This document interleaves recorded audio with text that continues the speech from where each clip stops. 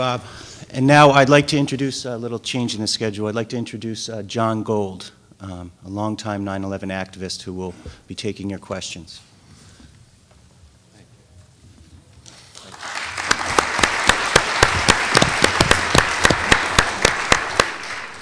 Before I get started with the questions, I want to say how much of an honor it is for me to be on this stage with these people who lost their loved ones that day. They deserve the closure and the justice that they're being denied. And I love Donna, Bob. I just met Manny this past September 9th at Webster Hall, but he's a good person. He says a lot of good things. And it is an honor for me to be here.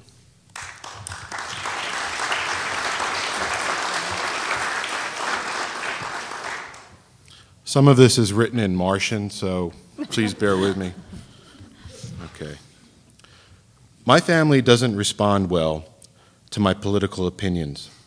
They would not be happy with my sympathies for libertarian anarchism.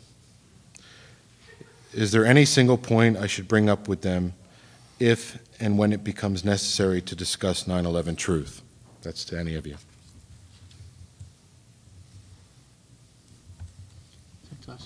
Yes. No. Yeah. Let's take that one. Good. All right, I'll take that one. A single point to speak about with the family at the dinner table. I think the best way to begin to approach the subject is always questioning. Because when you question, it allows for other people to think critically. See, there's a tremendous lack of critical thinking in this country. So begin with the questions, and you can begin with the range of questions that the government's never answered, that have never been answered. And what I've found is some of the more easier questions. I mean, one of the most obvious ones is Building 7, since it was never discussed. But also, I would say also ask, why were the first responders lied to 5 days after 9/11, and they were told that the air was okay to breathe? Because at that point, you could then start speaking of their stories. These are people that are with us. These are heroes that are with us still. Thank goodness. Because they can, there's many that have gone public. So you can speak the names, speak the stories, and allow for your family to begin to think about the heroes that are suffering. And then, if you feel more comfortable, you can really approach with anything concerning those unanswered questions. And I'd say Building 7 is one of the biggest smoking guns, and that's why it's never spoken about. That's why the 9/11 Commission report, I don't think, mentioned a full paragraph about that 47-story skyscraper collapsing at 5:30 in the afternoon that day. So that's something that can really get people thinking. This next question is one of my favorites. Seeing how much of the media insists that 9/11 truth is hurting the families and the victims, what can be done to show them that this is simply not the case? Any of you? Well, I mean, I think the media is, sometimes it depends, what side of the bed I get up. The problem with this problem is that it has so many enormous parts, and it has so many enormous parts, and the media blackout clearly. There are taboo subjects still, the stolen elections and 9/11. It's people like you who need to call on a daily basis and say to the people who answer the phones at CBS, CNN, ABC, why did X happen? I mean, you're not going to be able to change it. You're not going to be able to change it. But if enough people are asking the questions in visible places, then eventually it's going to have to break through. And the media is one of our biggest obstacles. There is no question. There's no question that, most of the, top names in journalism have the same questions. In fact, they probably have more answers than we do. They were there sorting through what's allowed to be put out and what's not. Right after, I guess it was a week after September 11th, a woman from CNN wanted to come up to my home in Syracuse, New York, with a film crew, and she wanted to interview me about, my positions. My perspective even then was, no way. No way. This is about going to Iraq. Did I understand why? Not at all. I mean, I thought I did. I thought the dumb son wanted to go and, avenge dad and actually, be the cowboy and take over a country that dad failed to take over. I was wrong about that, I think. But she was told, absolutely no way. No film crew, no trip to Syracuse, no interview. No. And, after that, my local news would come and interview me because, Syracuse, New York was not, heavily devastated by 9/11, except in the way all Americans are devastated by 9/11. And so they would come and they would interview whenever there was some event or, some new piece of information or some, testimony by Condoleezza Rice. And they would always try to edit down to the absolute most palatable things I was saying. And, I finally came to the conclusion that I needed, to recognize that there is a difference between that person who is interviewing me and this incredible system that is about corporate interest, but it's also about how much can the individual American hear at one given point in time. And, in these small local areas, they're worried about market share, and they don't want to look like nuts. I remember when I was waiting online at the Armory, and it was still, maybe the 13th, 14th, or 15th, and it was one of those days when I went, instead of my 14-year-old son whose cheek was swabbed for a DNA sample. And there was a guy on the line behind me. And remember, I'm a skeptic from the beginning. I am absolutely open to no way. No way is this exactly as I'm being told it is. And the guy behind me started talking about, well, those buildings were wired with demolition material. I mean, those buildings were wired top to bottom. They had to be. There were reports from the buildings, and I just thought, oh, could you, please, I can't hear this. I don't want to hear this. I don't want to know this. Go away. I want to go into that building, and I want to be pointed to the area where my daughter is being kept in a hospital. That's all I wanted. But it was very difficult for me, the skeptic, and someone completely willing to find out the truth of that day, to hear this kind of big information. So, I mean, we have to keep that in mind when we see, people like Dan Rather gone in a blink, just gone. That there is this enormous pressure to keep it down, to keep it absolutely down. I remember when Tucker Carlson had Stephen Jones on, and I thought, this is it.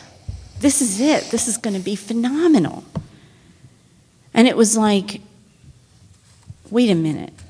You're going to give him 2 minutes and you're going to mock him? That was it. Because I was thinking, the science. And it didn't work. We need you, each one of you on a daily basis, to call your congressmen, call your senators, and call your news stations. And, and again, Don't yell, don't scream, just say. The longer time goes on, the more the fundamental questions of that day don't add up, and I would like to know what you are doing about it. I want to know what you're doing about it. And the script changes so quickly, even in terms of where the liberal agenda is going to be in a given week, that I think they're the bigger obstacle. You know, I was saying last night, as I was driving over, I heard, you know, that we were going to block Mukasey, that it wasn't looking good for Mukasey. That, you know, the Geneva Convention, you know, you can't wipe out the Geneva Convention. And I'm thinking, if you balance the Geneva Convention with the Constitution, for crying out loud, which one is a bigger document? Okay, I'm fine. No Mukasey. As long as you block him on something, I'm fine. By the time I got to Hartford, Mukasey's okay. He's going through because of Chuck Schumer. Why are we talking about these issues in this way? Why are we letting, you know, instead of having the crime a day accrete and bring us back to square one? Square one. 18 minutes between those two planes hitting the towers, and those buildings were not effectively evacuated? Every day, no one can keep up with the Bush administration, but gentle pressure, I think, yes. I think.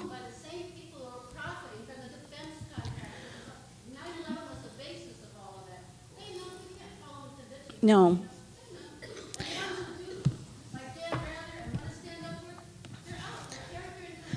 But I understand that, but I'm saying that you're thinking, how do we get them at once to turn around and recognize, and how do we get the great sea change? And I don't think that is going to happen with the big media outlets.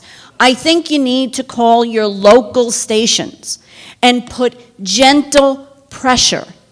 There are reasonable people. Can we have them to this event? Can we have them explain? And little by little by little, we have to infuse it so that they own the big cameras, they own CNN, but I mean, we do manage to infiltrate. I mean, and I hate to use language like that. My God, it's our damn country. It's our damn country. What right do they have? And this is why it is so important to communicate it in a reasonable language that is consistent and pervasive. It is because in language, if you don't have the name for it, you don't have the concept. And what I mean by that is... Donna, we've been told that it's only 5 minutes per person per Okay, answer. I'm sorry. No, that's okay. And But I do have to say this. I'm sorry. It's one thing. It's that the one thing the big media gives us is a name for the thing, right? So right now, we're the conspiracy theorists. And it's almost like that's the high tension wire that we operate on. We need a consistent message to go through this country like an electric shock. And the way Americans understand something absolutely is they see it on TV. You want to know how to get to America? Get on the damn View. okay, if anybody has questions, please go fill out a card and then they'll get it to me. Very quickly, in regards to the question about dishonoring the family members, I'd just like to say that you can just throw it right back at them. You know, Donna, Christina Kamenek, Michelle Little at the National Press Club in Washington, D.C. called for a new investigation. Throw that back into the faces of the media and say, why didn't you cover that? Why are you dishonoring the family members?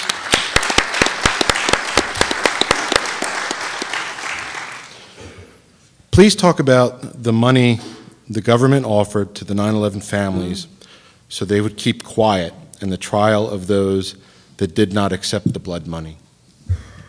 Quote unquote blood money. I'm happy to do that, but I don't know if I can do 5 minutes. It's outrageous, but I'll just go very quickly, and then you can finish up. I wish I was more aware of the trial of the family members that didn't receive money. My family did receive it. It went to my two cousins, and this is another thing that happened on September 11th. Families collapsed. Families collapsed. I mean, I think that happened with a lot of us, and the families were splintered, and you know, I think the money had a lot to do with a lot of things. But I'll tell you this: that the money, because my two cousins, my two cousins who were very close to us our whole lives. My grandparents have 5 grandchildren. Those are 2 of them. They were too young to receive the money, so the money went to the guardian, which was my uncle's ex-wife, who was pretty much estranged from the family. And when she got a hold of that money, we never saw my cousins again. So, and I haven't seen my cousins in at least a couple of years. So I mean, it's so hurtful, and to see my grandfather, you know, not even know that he has 2 other grandkids anymore. The money that I looked at it as hush money after a while, and it fragmented families. But somebody else. what it was designed to do was to compensate families in lieu of lawsuits. So it wasn't that there was a gag order put on the families. You could talk to anybody. They already had it locked up that no one would listen to you. But lawsuits are not about money. They are about justice, information, and compensation. And what they did absolutely brilliantly was they came up with this magical way to delimit those lawsuits. I mean, can you imagine the lawsuits against the airline companies, against Silverstein? I mean, against the city of New York, against the country? They would have been so grand in scale, and I think ultimately more than the money that would have bankrupted the airlines, the information that comes out in discovery whenever you have a trial was what they needed to prevent. They don't care who talks to whom, because that big vehicle, the media, is shut down. Those lawsuits were set up for people who would take them and lead their lives and not sue. Okay. And they did destroy more families. That money was very destructive. Are any members of Congress now pressing for an independent investigation of 9/11? If yes, who are they? Next question.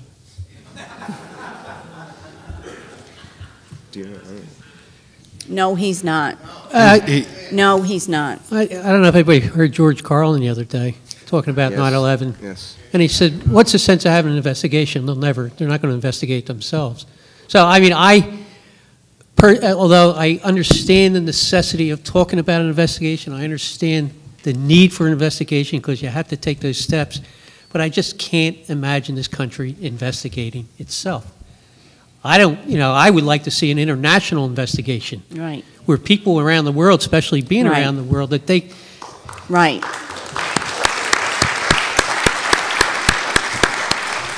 I think the world community is going to put more pressure on I this country agree. than anything. And they are putting pressure. Like Yeah. that movie I'm talking about, Zero Investigation. I mean, guy from India left the studio and he gave me the thumbs up. That, can you imagine putting it out in India where you see billions of people seeing it? Russia is interested? And that's very true because 80 different members, 80 different nations lost people that day? Why isn't there 80 separate investigations happening right now? We're doing it. We're going to have a referendum in New York City. All right, we're going to have a referendum in New York City. We're going to let the New York City voters decide whether we're going to have an investigation. Of course, they will decide yes. We're going to have an independent, international, transparent investigation with subpoena power. Ed Asner is on the commission. William Pepper's on the commission. We've seen both of them today. There are another 6 people on the commission. The website will be out in about 2 weeks. I'm really sorry that I don't have it right now. What's that going to do? I mean, you have subpoena power. The president is currently administration and will provide that information. How are you going to feel something international? Well, they won't be empowered. They won't. The vote would be next November. The investigation would start in January 2009. Miss, I'm sorry, we're running a little late. We need to continue. The name of the website is not the app. The name of the website is Justice for 9/11 Heroes and Victims. Okay, thank you. Well, you're done?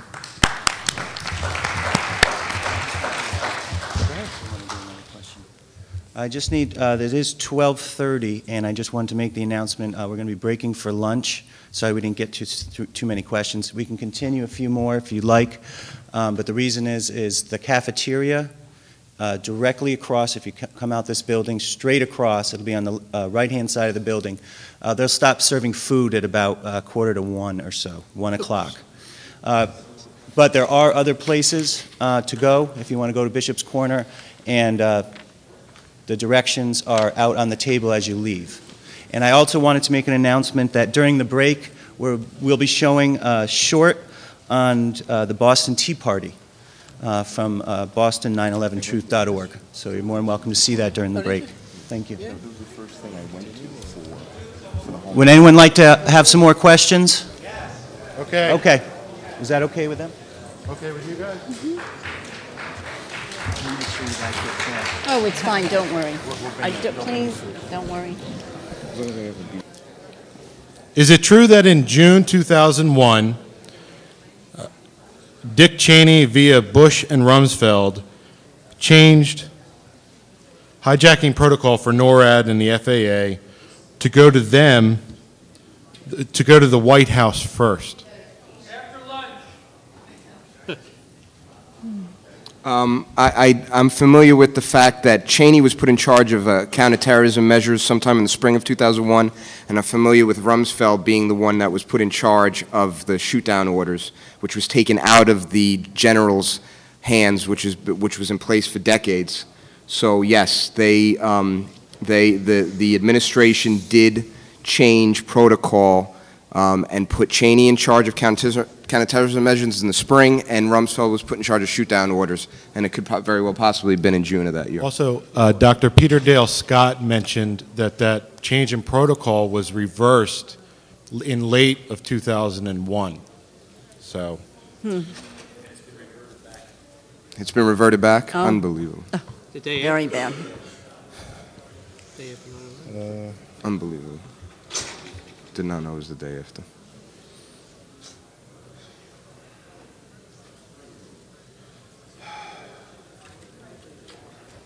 What percentage of the 9/11 families believe the government's official story? I don't know. According to Bill Doyle, which is the largest website, 9/11 Families, he believes at least 50%. I know my support group in Philadelphia, I'm the one person, and if it's supposed to be a support group, and when I start talking about it, they just put their hands in their ears like that. They don't want to hear a thing. So I don't know if it is 50% because when I gauge it on my support group in Philadelphia. I think the different question is, which family members are willing to participate in 9/11 Right. truth. There are very few and far between, and I'm very grateful for the three of them to be here today.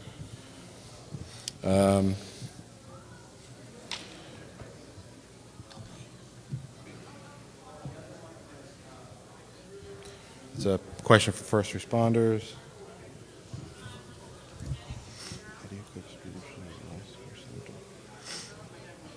There's two questions. I can only read the second one.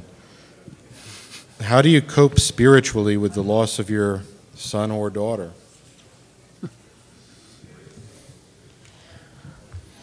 I mean, for me, it's always been, a series of odd coincidences that happened right before September 11th, that happen continually. And I am a pragmatic person. I don't believe in magic. My understanding of magic is that airplanes fly. It's just so scientifically out of the realm of my capable understanding of how that occurs. I think that is magic. But, just some series of circumstances that put my family in what I think of as the hand of God before this all occurred. And that there was going to be such a massive need for, me to figure out how to get out of this, how to fix this, or how to work toward. My understanding of how the universe works is that whatever we imagine in God or the devil, there is no demonic force as hideous as us. And, I did have this odd feeling the first time I went to Ground Zero that, God and the devil were both up there like crying. Wow, look what they can do. And that it, from the little ways in which we manage meanness in our daily lives, to the absolute, horrific scene at Ground Zero,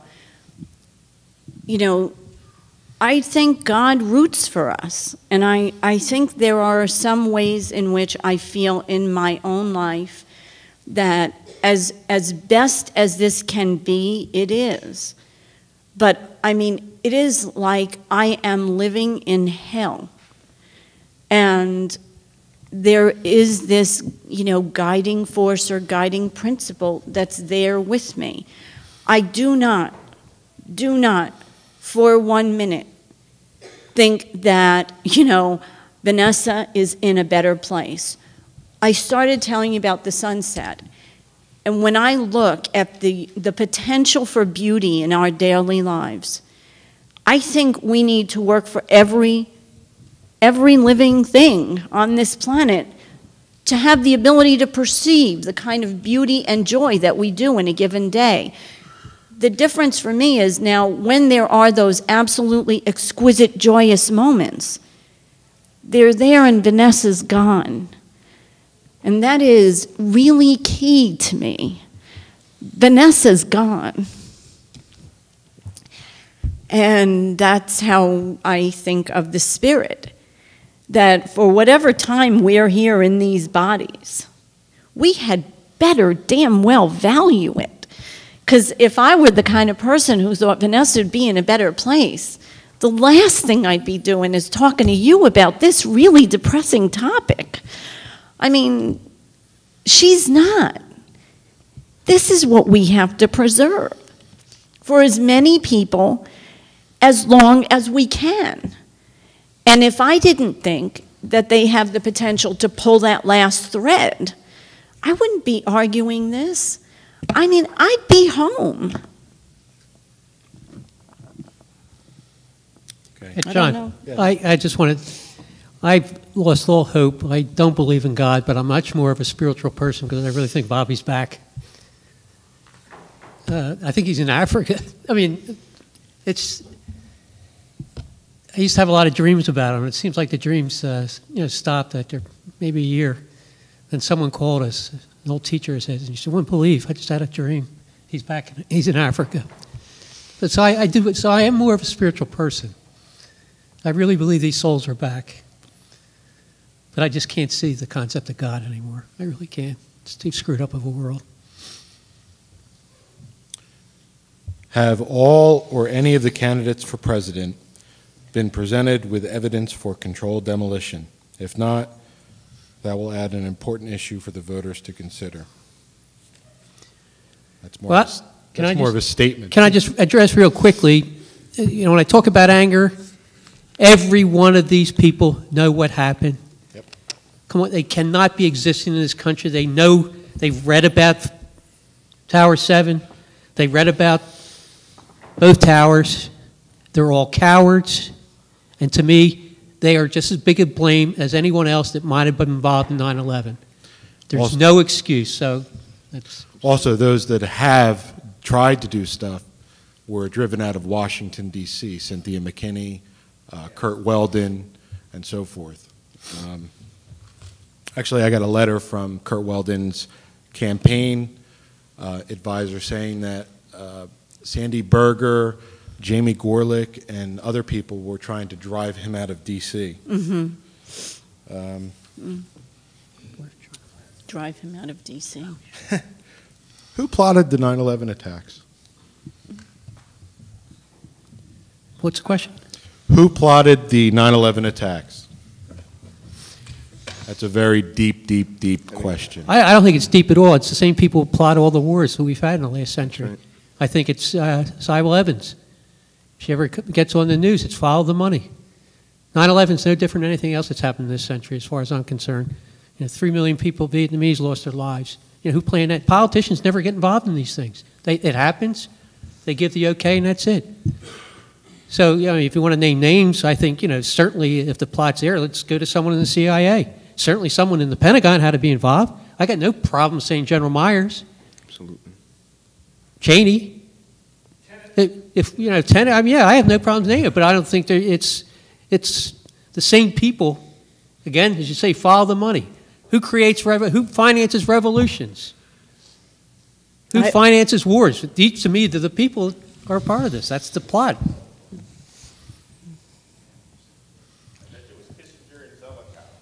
Hey.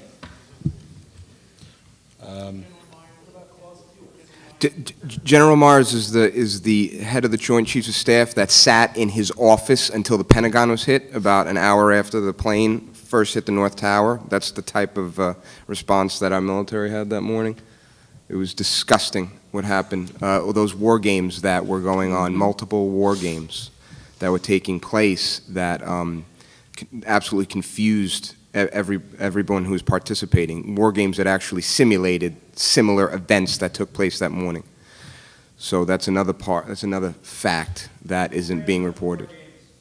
Exactly. Who ran the war games? And those were a number of different United States military agencies. And Dick Cheney. And Dick Cheney was the one who was ultimately in charge.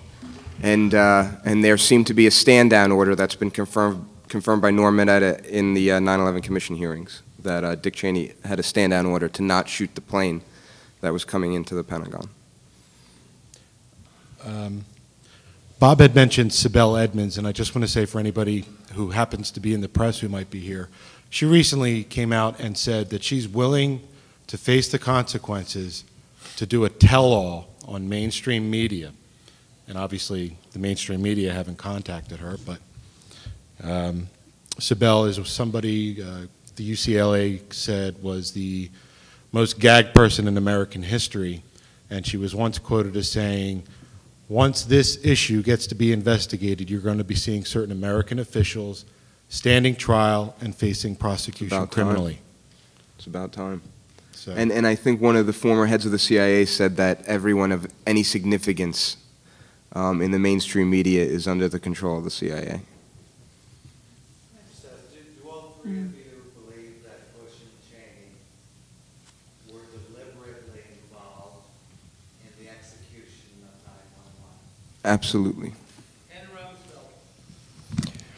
Rumsfeld.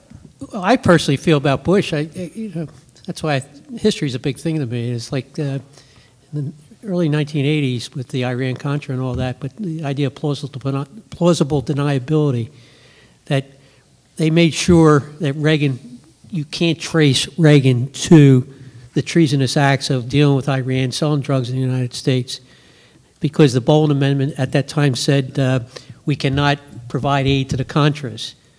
So that was, to me, a very pertinent point, this idea. So there's no way we connect to George Bush. Pardon me?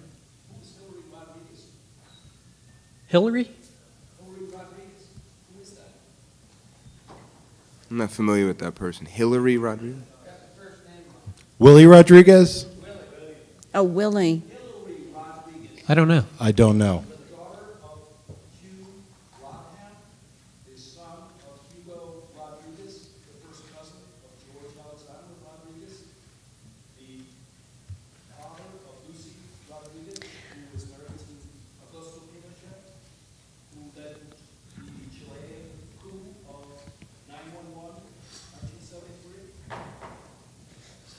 You wanted me to answer that.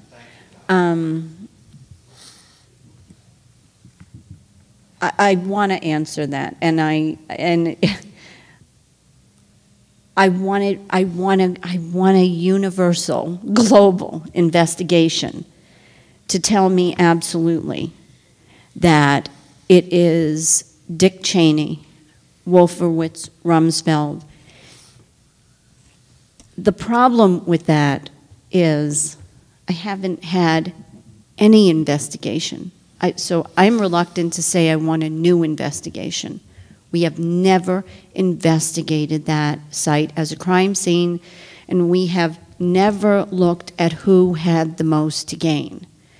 As far as George Bush goes, I mean, these are the questions that plague me. Why does Dan Quayle sound like George W. Bush to the degree to which I would say if your rhetorical capabilities could be sampled like DNA, they're identical. When Dan Quayle was the vice president and we heard rumors that there was an assassination attempt on George Herbert Walker Bush, Dick Cheney was the Secretary of Defense. When I watched the vice presidential debate between Al Gore and Dan Quayle, I remember thinking, this is the most bizarre text that has ever been a part of American history. I mean, to deconstruct that text was incredibly frightening and perplexing and funny. And I'm not laughing anymore because, you know, what does George Bush know? I don't care. I mean, at some fundamental level, I just know. I know there are several key figures in this government who either perpetrated those acts, enabled those acts by the grossest form of criminal negligence, or, you know, anywhere in that realm. I don't know. I don't know why Dick Cheney was on Cipro on the morning of September 11th. I don't know why the script of their crimes keeps changing. What the hell ever happened to anthrax? I mean, you know, for a while, we were deathly afraid of any white powder spilled anywhere, you know, in our borders. And now it's, you know, back to the old milk and sweet and low excuse. But in my, you know, in my fantasy life, I am testifying at the, you know, the sentencing phase of Dick Cheney's, you know, capital hearing, and I'm arguing to save that bastard's life.